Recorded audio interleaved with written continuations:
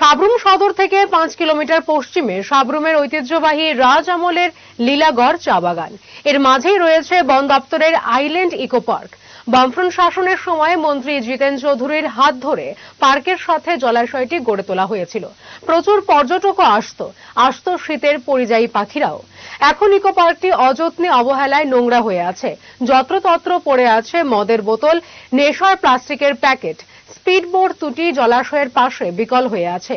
স্থানীয়রা জানান আজকাল আর পর্যটক আসে না পার্কে। সেই সাথে পার্কটির দৈন্যদশা কাটিয়ে পার্কটিকে স্বাভাবিক করে তোলার দাবি জানিয়েছেন এলাকার লোকজন।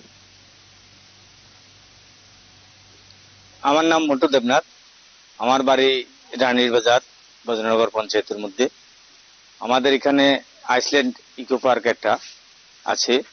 এর মধ্যে এটা বিশেষ করে ত্রিপুরা সরকারের ফরেস্ট বিভাগ, বন বিভাগ দেখাশোনা করে, কিন্তু ইদানিং বিগত 4-5 বছর পর্যন্ত বন দপ্তর এটার প্রতি আর কোনো নজর দেয় না, যার কারণে এটা ধীরে ধীরে জনাজীর্ণ এবং জঙ্গলাকীর্ণ পরিণত হয়েছে।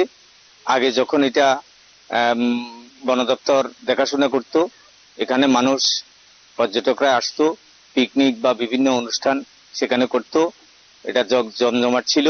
এখন একদম জরাজীর্ণ অবস্থা রয়েছে, নির্জন অবস্থা পড়ে রয়েছে।